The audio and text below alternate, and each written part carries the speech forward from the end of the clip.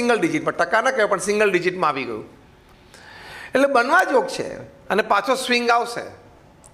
અને કુદરતની મહેર છે, વરસાદ સારો પડ્યો છે એટલે શિયાળુ પાક પણ સારો આવશે, ઉનાળુ પાક પણ સારો આવશે, એટલે પછી તેજી ચાલશે. કારણ કે જે દિવસે ધરતી 1/100 દાણા કરીને આપે ને તે દિવસે જ માર્કેટમાં તેજી આવે. તેજી હીરાથી નથી આવતી, તેજી હીરાથી નથી આવતી. તેજી આવે પછી હીરામાં જાન આવે, હીરામાં જીવ પછી આવે. કારણ કે 1/100 દાણા ધરતી કરે ને પછી પહેલું કામ કપડાં ઘર વખરી લે, એમાંથી પૈસા વધે એટલે વાહન લે, એમાંથી પૈસા વધે એટલે મકાન સરખું કરાવે, એમાંથી પૈસા વધે પછી તમારો વારો આવે હીરાનો. કારણ કે લક્ઝરી આઈટમ છે ને, એટલે કપડાં ને વાહન ને ઘર 3 થઈ જાય ને પછી તમારો વારો આવે છે. એટલે આવશે ટાઈમે, પણ આ સ્વિંગ ઉપર છે. This is the economic way. તો આપણે વાત કરતા હતા બીજા મુદ્દાની, ઇન્ટેન્સ હાર્ડવર્ક, પુરુષાર્થમાંથી પાછું ના પડવું. આફ્રિકાના જંગલ માટે એક સરસ કહેવત છે કે રોજ સવારે સૂર્યોદય થાય એટલે જે ધીમામાં ધીમું હરણ હોય ને એને ઝડપીમાં ઝડપી સિંહ કરતાં થોડુંક તો ઝડપી દોડવું પડે. ધીમામાં ધીમું હરણ હોય એને ઝડપીમાં ઝડપી સિંહ કરતાં થોડુંક તો ઝડપી દોડવું પડે, તો એ સાંજ જોવે, નહીં તો એનો શિકાર થઈ જાય. અને ધ સ્લોએસ્ટ લાયન, જે ધીમામાં ધીમો સિંહ હોય ને એને ધીમામાં ધીમા હરણ કરતાં થોડુંક તો ઝડપી દોડવું પડે, નહીં તો એ સાંજ ના જોવે કે ભૂખ્યો મરી જાય. આ વાર્તા લખીને શું લખવામાં આવ્યું છે કે તમે સિંહ હો કે હરણ, સૂર્યોદય થાય એટલે દોડવું તો પડે. તમે મેન્યુફેક્ચરર હો કે ટ્રેડર હોય કે દલાલ હોય, સૂર્યોદય થાય એટલે દોડવું તો પડે. એ સિદ્ધાંત છે. ગૃહસ્થ હો કે સાધુ હો, સૂર્યોદય થાય એટલે દોડવું તો પડે જ. એટલે એ પુરુષાર્થનું એલિમેન્ટ છે. પ્રચંડ પુરુષાર્થથી જ વ્યક્તિ એ બહાર આવી છે. અને પુરુષાર્થ એક એવું તત્વ અને એવો સદગુણ છે કે પછી ભગવાન એને સહાય કરે. તમારો નીતિમય પુરુષાર્થ હોય, ethical hard work, God has to help you. તમારું પ્રારબ્ધ ફરે જ. જરાય માની ન લેતા કે મારું પ્રારબ્ધ ઓછું પડે છે, એનો એક સ્વિંગ, એનો એક ભાગ આવી જાય. પણ તમે નીતિમત્તા રાખીને પુરુષાર્થ કરો તો આજે નહીં તો કાલે, અને કાલે નહીં તો પરમ દિવસે પ્રગતિ થાય અને થાય જ. એટલે પુરુષાર્થ કરતા રહેવું. નહીં થાય, નથી ગમતું, નહીં ફાવે, આપણું આ કામ નહીં, આમાં મજા નહીં આવે, આ બધા શબ્દો કાઢી જ નાખવાના. કયા શબ્દો રાખવાના? થાય જ. પુરુષાર્થ હું કરીશ એટલે થાય જ, બને જ. આણે કર્યું તો હું કરી શકું. As simple as that. અને પુરુષાર્થથી માણસ કેવું પરિણામ લાવે છે.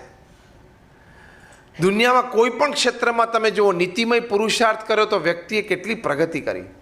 હવે તો ઇન્ડસ્ટ્રીયલ રિવોલ્યુશન 4.0 આવે છે. હમણાં ઇન્દોરમાં એક ઇન્ટરનેશનલ મેનેજમેન્ટ કોન્ફરન્સમાં મારે બોલવાનું હતું. ઇન્ડસ્ટ્રીયલ રિવોલ્યુશન 4.0 એટલે એમાં એઆઈ આવશે, આર્ટિફિશિયલ ઇન્ટેલિજન્સ આવશે. જે કંઈ તમે કામ કરી શકો છો બધું જ રોબો કરશે, મશીન મેન કરશે. ફૂલ ટાઈમ સેક્રેટરી તરીકે પણ એ કામ કરશે.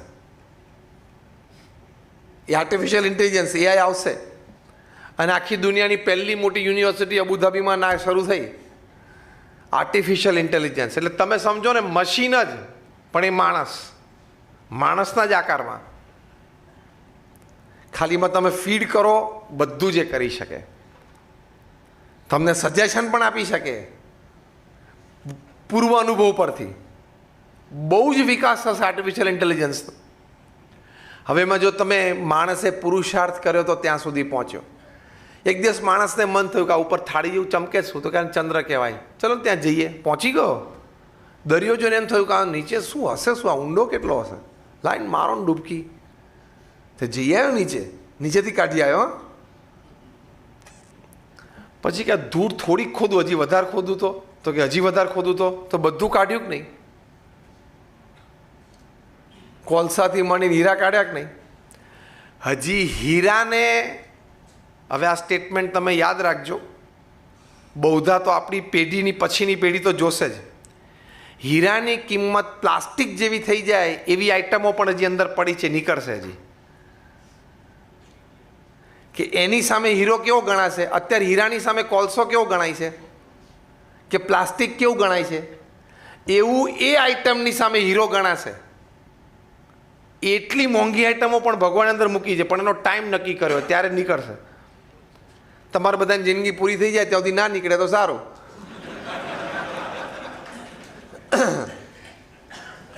ખૂબ મૂકેલું છે. પછી ધૂળમાંથી બધો કાર્યક્રમ પૂરો થઈ જશે એટલે દરિયો છે, દરિયામાં એના કરતાં 100 ગણું મૂકેલું છે. અને દરિયાનો બધો કાર્યક્રમ 3000ની સાલમાં, 4000ની સાલમાં, એટલે આજથી 2000 વર્ષ પછી એ કાર્યક્રમ પૂરો થશે ખોદવાનો. પછી સ્પેસમાં પણ ભગવાને એટલું જ મૂકેલું છે. કારણ કે 7 અબજની વસ્તીને સવારે ઉઠીને કામ તો આપવું જ નહીં, એટલે ભગવાને બધું ગોઠવી રાખ્યું છે. 8-10% પ્રજા તો પૃથ્વી ઉપર સવારના પર ઉઠીને ખોદવા જ માંડે છે. ખેડૂતથી માંડીને તમારો માઇનિંગ કરે ને, ખેડૂતથી માંડીને માઇનરથી માંડીને પેલો બોરવેલ બનાવનારો બધા ગણી લેવાના. 8-10% પ્રજા સવારના પોરમાં ઉઠીને ખોદવા જ માંડે છે, એટલે બીજો કોઈ કાર્યક્રમ જ નહીં. બીજી 8-10% પ્રજા એ છે કે ખોદેલું જે બધું બહાર કાઢે ને, લોખંડ કાઢે, એલ્યુમિનિયમ કાઢે, પેટ્રોલિયમ કાઢે, ઓઇલ કાઢે, એ પ્રોસેસ સુધી પહોંચાડે, મેન્યુફેક્ચરિંગ સુધી પહોંચાડે. બીજી 8-10% પ્રજા એ પ્રોસેસ્ડ માલ માર્કેટ સુધી લઈ જાય. પૃથ્વી પર 1.5-2% પ્રજા જેવી છે કે શાંતિથી ઘેર બેઠા બધું ભોગવે છે. આ બધો કાર્યક્રમ પતે પછી કે નવી ગાડી આવી, ટેસ્લા આવી, ઘેર આપી જાઓ, લાવો અમે ભોગવીએ. તો પુરુષાર્થનું એલિમેન્ટ એ ભગવાને મૂકેલું છે.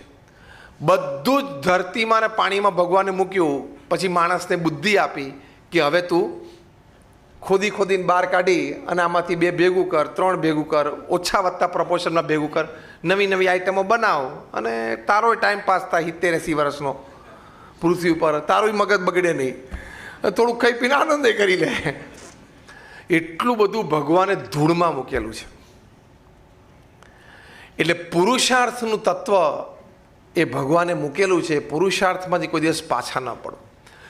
પ્રમુખ સ્વામી મહારાજ તો એક સંત, એમણે એમના જીવનમાં જે પુરુષાર્થ કર્યો, અનબિલિવેબલ. 18,000 ગામડાઓમાં જાતે ગયા. કોકને વોટ લેવા જવું હોય ને તોય ના જાય. 18,000 ગામડામાં જવું એટલે દુનિયાના 60 દેશોમાં 18,000 ગામડાઓ. જ્યારે પ્રમુખ સ્વામી મહારાજની ઉંમર 60, 65, 70, 72 અને 75 હતી ને, ત્યારે પ્રમુખ સ્વામી મહારાજ રાત્રે 10:30 ને 11 વાગ્યા સુધી આદિવાસીના ઝૂંપડામાં બેસીને એને નિર્વ્યસની કરતા મેં જોયા છે. લોકો એમને વ્યક્તિગત પારિવારિક પ્રશ્નો માટે પત્રો લખતા, સોલ્યુશન માટે, સ્પષ્ટ નિર્ણય માટે કામ કરું. એવા 7.5 લાખ પત્રો વાંચ્યા અને ઉત્તર આપ્યો.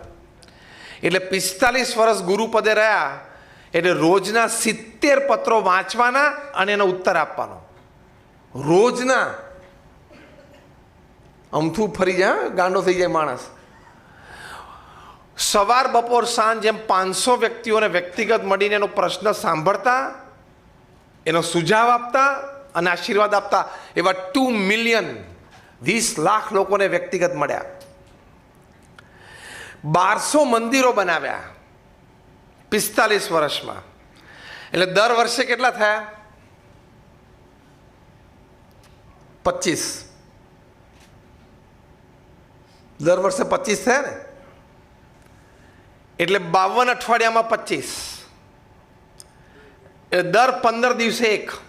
હવે તમે આ કલ્પના કરો, દર 15 દિવસે એક જમીન ખરીદાઈ જાય, એનો લીગલ પ્રોસેસ પૂરો થઈ જાય, એના પ્લાન પાસ થઈ જાય, એનું બાંધકામ પૂરું થઈ જાય, મૂર્તિઓની પ્રતિષ્ઠા થઈ જાય, ગામ ધુમાડા બંધ જમી જાય. દર 15મા દિવસે આ કાર્યક્રમ. હવે ખબર પડી, આ એનાલિસિસ તમે બ્રેકડાઉન કરો ને એટલે તમને લેવલ ખબર પડે. દર 15મા દિવસે તમે એક જણો ઓફિસ લેતો હોય નવી, દર 15મા દિવસે એક જણો નવી ઓફિસ લેતો, દર 15મા દિવસે ઉદ્ઘાટન. આમ ઠરી ગયા બધા. આ સ્વામી તમે આ વાક્ય કયું બોલો છો તમને ખબર પડે છે? દર 15મા દિવસે ભલે એક નાની રૂમ લે, 8x8 નહીં, પણ દર 15મા દિવસે એક સંસ્થા ઊભી કરવી એટલે પ્રચંડ પુરુષાર્થ. 110 હોસ્પિટલ, હોસ્ટેલ, સ્કૂલ, કોલેજ ઊભી કરી, 50-50, 60-60 એકર ઉપર મોટી સ્કૂલ્સ બધી. તમે અમારા સ્કૂલના કેમ્પસોમાં બધે જાઓ તો તમને અમેરિકામાં એવું લાગે. અમારા જેવા 1100 સંતોને દીક્ષા આપી, એમાં 750થી પણ વધારે સંતો graduate, post graduate, chartered accountant, doctor અને એન્જિનિયર છે. એમાંથી 150થી પણ વધારે સંતો અમેરિકા અને બ્રિટનમાં જન્મેલા, આફ્રિકા અને ઓસ્ટ્રેલિયામાં. એમાંથી 50થી પણ વધારે સંતો Stanford, Harvard, Carnegie melon, Yale એવી ઇન્સ્ટિટ્યૂટમાં ભણેલા છે. $1.5 લાખ વાર્ષિક પગાર છોડીને સાધુ થયા છે. એવા કેટલા બધા સંતો છે. આ તો મેં તમને એટલા માટે કીધું, તમને એવું ના થવું જોઈએ કે નહીં ફાવ્યું, નહીં જામ્યું એટલે અહીંયા આવી ગયા.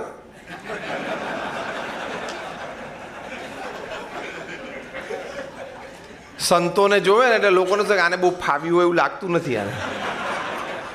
આને કંઈક આમ સંસાર વ્યવહારમાં મજા નહીં આવી હોય, આને કંઈક ગમતું નહીં હોય. બધું ગમેલું હતું, ફાવેલું હતું, બધું જામેલું જ હતું, પણ આ તો પ્રમુખ સ્વામી મહારાજના લીધે અહીંયા આવ્યા છીએ.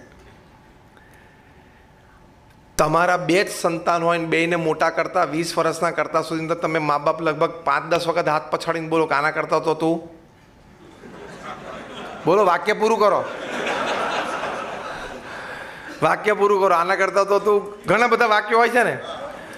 તમારા તો 2 છોકરા, તમારું જ લોહી, તમારો જ ઉછેર, મૂળ તો તમારો જ જન્મ, લોહી, ઉછેર, ઘરના સંસ્કાર તમારા જ, છતાં તમે બેને ઉછેરતા આમ ત્રાસી જાઓ. અમે 1100 કોઈને પ્રમુખ સ્વામી જોડે કોઈ લોહીનો સંબંધ નહીં, અમારો કંઈ ઉછેર પ્રમુખ સ્વામી નથી કર્યો,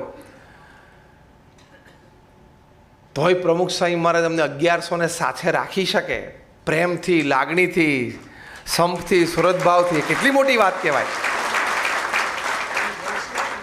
હે, એનું રહસ્ય કહું છું હમણાં. એ અમને 1100ને ભેગા રાખી શકે એની માટે 3 સ. તમે રહસ્ય પૂછ્યું ને તો રહસ્ય 3 સ. એક, અમને ભરપૂર સમય આપ્યો એમણે. બીજું, અમને સંસ્કાર આપ્યા. અને ત્રીજું, અમને શ્રદ્ધા કરાવડાવી. તમે પણ જે વ્યક્તિ સાથે સંબંધ આજીવન રાખવો એમાં 3 વાત આપવાની: સમય, સંસ્કાર અને શ્રદ્ધા. આ 3 સ રાખશો ને એટલે કોઈ પણ સંબંધ કે કોઈ પણ ધંધો સારામાં સારો ચાલે. પણ એવા અમને 1100 જણાને દીક્ષા આપી. એમાં આદિવાસીમાં વિસ્તારમાં, આદિવાસીના ઝૂંપડામાં રહીને મોટા થયા આદિવાસી પણ છે અમારા સંતો. અને હાર્વર્ડ યુનિવર્સિટીમાંથી ડબલ MBA થયો એવા છે. આખી રેન્જને ભેગી રાખવી એટલે આ રેન્જ છે. આખી રેન્જને એક જ કપડામાં, એક જ સ્ટાઇલથી ભેગા રાખવા એટલે ચેલેન્જ છે બહુ મોટી. આ તમને કહું છું, એક સિમ્પલ દ્રષ્ટાંત આપું છું, ઘરે જઈને પ્રયોગ કરજો એટલે આજે હું બોલું છું એ કેટલી મોટી વાત છે તમને ખબર પડે. તમારા દીકરાની હેરસ્ટાઈલ તમે બદલાવાનો પ્રયત્ન કરજો.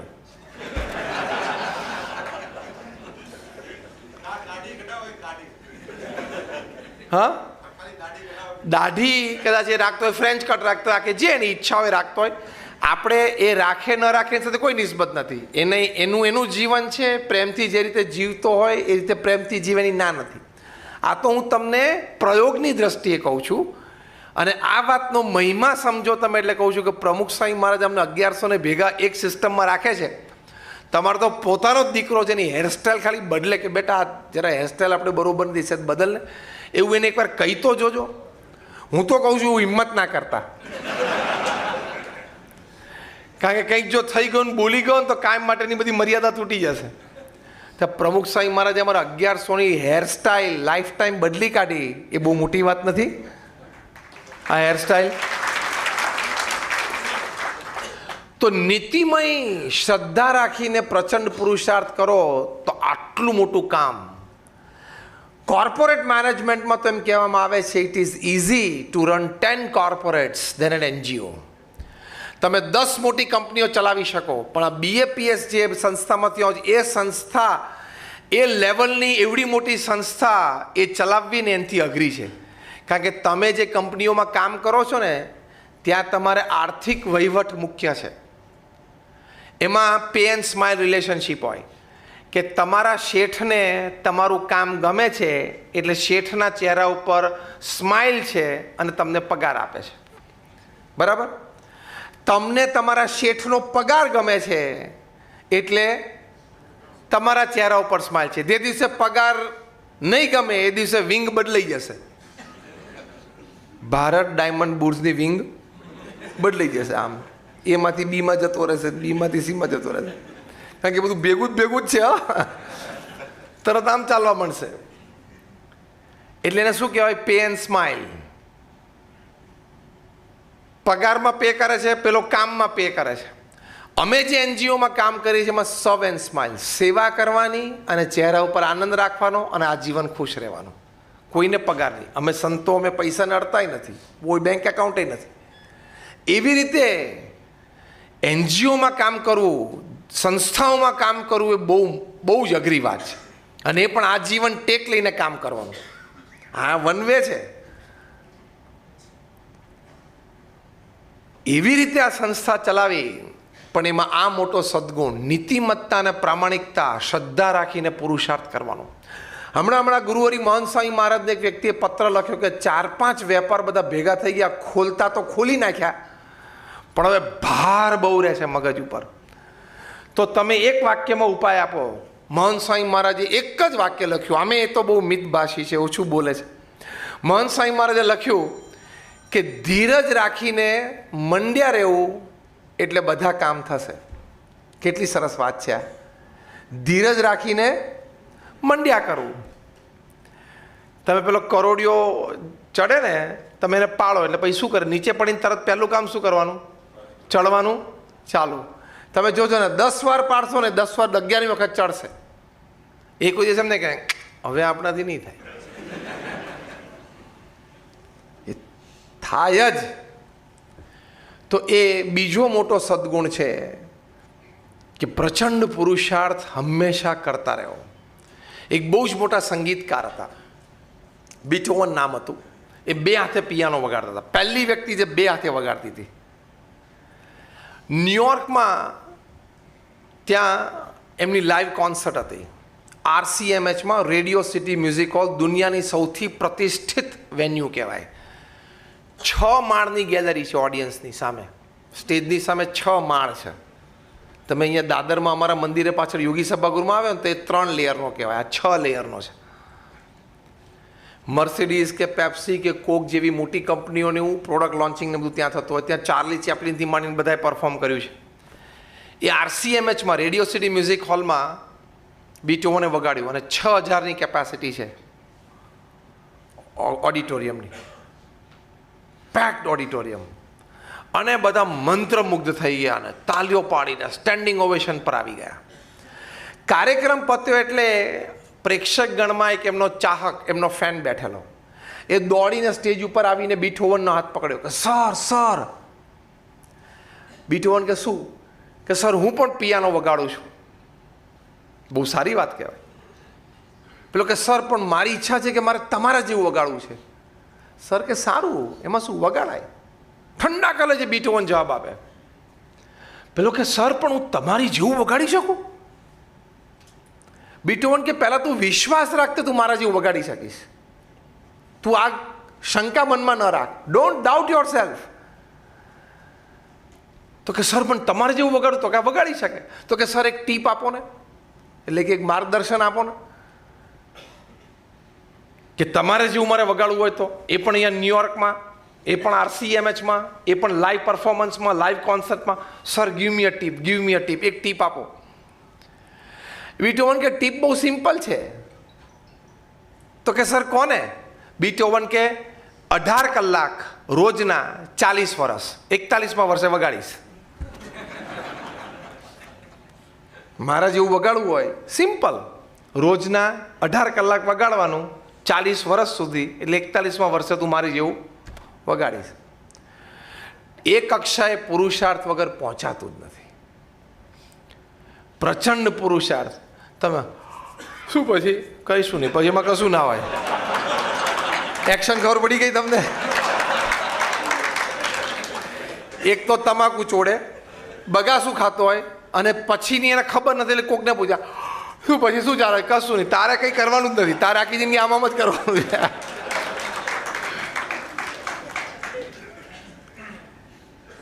એટલે આ વિચાર રાખવાનો. સચિન તેંડુલકર આટલા મહાન જન્મજાત ક્રિકેટર કહેવાય, ગોડ ગિફ્ટેડ બેટ્સમેન, કે જેને ભગવાને સ્પેશિયલ કેસમાં પૃથ્વી પર મોકલે ને અમુક માણસોને, એમાંના એક માણસ આ કહેવાય કે બેટ લઈને જન્મે, એવું કહેવાય. God of cricket. એમને 20 વર્ષ આંતરરાષ્ટ્રીય ક્રિકેટના પૂરા થયા, ટાઈમ્સ ઓફ ઇન્ડિયા એમનો ઇન્ટરવ્યૂ લીધેલો, આખી પૂર્તિ હતી. એ પૂર્તિ હજી મારી પાસે કોપી છે. એમાં એમને પૂછ્યું કે તમારી સફળતાનું રહસ્ય શું? આટલા ટેલેન્ટેડ માણસ જેની પાસે આવડી મોટી કળા, એ પણ એમની સફળતાના રહસ્ય માટે શું બોલ્યા કે 20 વર્ષ અત્યારના, અને એ પહેલાં 4 વર્ષ હું નાનો હતો ત્યારથી રમતો, એટલે કે 24 વર્ષના મારા ક્રિકેટમાં 365 દિવસ વર્ષના એમાંથી એક પણ દિવસ એવો નથી કે જ્યારે સવારે 6 વાગે નેટ ઉપર જઈને પહેલો બોલ ના રમ્યો હોય. પહેલાં 500 બોલ રમવાના. 24 વર્ષમાં એક પણ દિવસ બાકી નહીં. ત્યારે પેલા આશ્ચર્યથી પૂછ્યું કે સર તમે આગલા દિવસે સેન્ચુરી કે ડબલ સેન્ચુરી કરી હોય તો, એટલે કે તમે સારા ફોર્મમાં હો, નિકમાં હો તો? સચિન બોલ્યા તો પણ બીજા દિવસે સવારે 6 વાગે નેટ પર પહોંચી જ જવાનું. આ નિયમ જ પૃથ્વી ઉપર ગમે ત્યાં હોય. એટલે નીતિમત્તા, આવી નિયમિતતા, પુરુષાર્થ, શ્રદ્ધા, એનાથી કામ થાય જ. તમે દિલ્હીનું અક્ષરધામ જોયું હશે. કેટલે દિલ્હીનું અક્ષરધામ જોયું છે? હાથ ઊંચો કરો. લગભગ બધાએ. 110 એકર ઉપર એ અક્ષરધામ પ્રમુખ સ્વામીએ સંકલ્પ કર્યો 5 વર્ષમાં પૂરું કરવું છે. પહેલાં તો દિલ્હીમાં યમુનાના કિનારે 110 એકર જગ્યા. દિલ્હીમાં તમે કોઈને પણ મળો ને તો એમ કે મંગળ ઉપર તારે પ્લોટ જોતો હોય ને તો અપાઈ દઉં, દિલ્હીમાં રહેવા દે, એવું તંત્ર છે બધું ત્યાં. એ યમુનાના કિનારે. એ રેસિડેન્શિયલ ને કોમર્શિયલ પ્રોજેક્ટ નહીં, બાંધીને વેચવાનો નહોતો. હા, પથ્થરનું બાંધકામ પાછું. સોમપુરા જેણે અક્ષરધામ ડિઝાઇન કર્યું, એ સોમપુરાએ કીધું કે સ્વામી 35 વર્ષ થશે આ બાંધતા. ઘણા બધા પ્રોજેક્ટ ઉત્તર ગુજરાતમાં બીજા 2-3 સંપ્રદાયોના ચાલે છે. 70 વર્ષ પૂરા થયા, 3જી પેઢી કામ કરે છે. નકશી કામ હજી પૂરા નથી થયા, અને અક્ષરધામના લેવલના જ પ્રોજેક્ટ છે. પ્રમુખ સ્વામી કે મારે 5 વર્ષે જોઈએ છે, કરવો જ છે. તો કે સ્વામી એટલા કારીગરો જ નથી, તમને વધુમાં વધુ 2-2,500 કારીગરો મળે. આમાં 7,000 કારીગરો, 5,000 કારીગરો, એ લેવલના ફિગર્સથી અમુક ટાઈમ પીરિયડથી કામ કરતા હોય ત્યારે બધું કામ થશે. પ્રમુખ સ્વામી મહારાજે વિચાર્યું, પહેલાં બેન્ચમાર્ક બાંધી દીધો કે 5 વર્ષમાં કરવું જ છે. હવે શું જોઈએ નક્કી કરો. જો મહાપુરુષો આવી રીતે કામ કરતા હોય, this is human in man. First decide the goal, કે અહીં જવું છે. તો કે રસ્તો નથી, એ રસ્તો પછી હું કરી લઈશ, પહેલાં ક્યાં જવું છે નક્કી કરી નાખો. ખબર પડી? ક્યાં અને કેટલે. પ્રમુખ સ્વામી મહારાજ નક્કી કર્યું કે 5 વર્ષમાં કરવું છે. સોમપુરા કે 35 વર્ષ થાય, જે મંદિરોના બાંધકામ કરતા હોય, ડિઝાઇન કરતા હોય. પ્રમુખ સ્વામી મહારાજ જો નક્કી હતું ને તો ઉપાય સૂજ્યો. આ વાત લઈને ઘરે જજો આજે. કઈ વાત? નક્કી હશે તો ઉપાય મળશે જ. પ્રમુખ સ્વામી મહારાજે કહ્યું કે આ બધા કારીગરોને ભેગા કરો, અને આપણે બધાને કહીએ કે તમારા ભત્રીજા હોય, ભાણિયા હોય, તમારા કાકા મામા હોય, કારણ કે તમારા પરિવારમાં એના લોહીમાં કળા તો હોય જ, પણ એટલું કામ ના મળતું એટલે કોઈકે ગામમાં કરિયાણાની દુકાન ચાલુ કરી દીધી, કોઈએ ચાની કીટલી ચાલુ કરી દીધી. એ બધાને આપણે પાછા બોલાવો, અને એ બધાને છે ને 6 મહિના તમે ટ્રેનિંગ આપો. કારણ કે 2-4 વર્ષથી 5 વર્ષથી હાથ ચાલ્યો ના હોય તો જરા હાથ સફાઈ કરવી પડે ને, એટલે કે તમે શીખવાડો. એનો ખર્ચો અમે આપશું. થોડો પથ્થર બગડેલો વાંધો નહીં, પણ તમે શીખવાડો. આ લોકોને ગમ્યું. અને પછી પ્રમુખ સાહેબે કીધું અમારા ઘણા બધા પ્રોજેક્ટ આગળ આવશે, તમે ચિંતા ના કરતા. એટલે ફૂલ એમ્પ્લોયમેન્ટ એની કળા પ્રમાણે જ મળશે. અને એ રીતે બધાએ રાજસ્થાનમાં અને ઓરિસ્સામાં ગામડાઓમાં અમારા સંતો ફર્યા, આ બધા કારીગરોના સગાવાલાને ભેગા કર્યા, એ લોકોને સમજાવ્યા, એ લોકો પાછા આવ્યા, પ્રેક્ટિસ કરી, અને એ રીતે કારીગરો ઊભા થયા. 4,000 થી 5,000 કારીગરો. પ્રમુખ સ્વામીએ નક્કી કરેલું એ પ્રમાણે અક્ષરધામ 5 વર્ષમાં એમણે પૂરું કર્યું. એટલે હ્યુમન ઇન મેનમાં આ પણ એક મુદ્દો સમજવાનો, નક્કી કરવું, અને નક્કી કર્યા પછી રસ્તો સૂજે જ, અને એ પ્રમાણે કામ થાય જ. એ પ્રમાણે થવું જ જોઈએ. અને એક માણસ નક્કી કરે અને નીતિમત્તા અને પ્રામાણિકતાથી મંડે તો કઈ કક્ષા સુધી કામ થઈ શકે છે એ આપણે જોઈએ છે કે નહીં? અત્યારે આપણે બધા જોઈએ છે ને દેશમાં, કે એક માણસ નક્કી કરે, નીતિમત્તા અને પ્રામાણિકતા રાખે, વ્યવહાર છે અને નિર્ણયો છે એટલે એમાં તો થોડી પ્લસ માઇનસ રહેવાના, પણ માણસની દાનત, માણસની રાષ્ટ્રભક્તિ, એમાં કોઈ શંકા નહીં. તો આપણે એક નાનું પડીકું વેચવાનું હોય, એમાં કોઈક વખત થાપ ખાઈ જઈએ છે, થાય. તો આ તો આટલો મોટો વહીવટ છે, કેવડો મોટો વહીવટ. આપણે જેટલા બેઠા છીએ ને, આપણે બધાનો વહીવટ વ્યવહાર ભેગો કરીએ ને એટલે એમના છાંટામાંય ના આવે. સમજો છો ને શું વાત કરું છું? કેટલું બધું મગજમાં ચાલતું હોય એક સાથે. પણ જો એ વ્યક્તિની નીતિમત્તા અને પ્રામાણિકતા છે, મતિ સાચી છે, તો પરિણામો જોવા મળે છે કે નહીં? ટ્રાન્સફોર્મેશન જોવા મળે છે કે નહીં? હા કે ના? તો એ લેવલ પર છે, આ લેવલ પર પણ થઈ શકે. પ્રમુખ સ્વામી મહારાજ 5 ધોરણ ભણેલા, આ કામ કરી શકે? પણ નીતિમત્તા અને પ્રામાણિકતા, ઓછું ભણતર હોય પણ તમારીમાં આ હોય, મહેનત હોય, તો આગળ વધાય કે નહીં? આખો પરિવાર સાક્ષી છે કે નહીં? આ જ ભણતર, જે તમારું ગણતર થયું ને, એ ભણતર તો આ બહુ જ મોટો સદગુણ છે. બીજી મોટી વાત, માનવમાં માનવતા, એમાં વ્યસન મુક્તિ ખાસ નિયમ રાખીને રાખજો. જેટલા તમે લોકો અહીંયા બેઠા છો ને વ્યસન કરતા હશો, કારણ કે તમાકુ માણસ માટે બનેલી,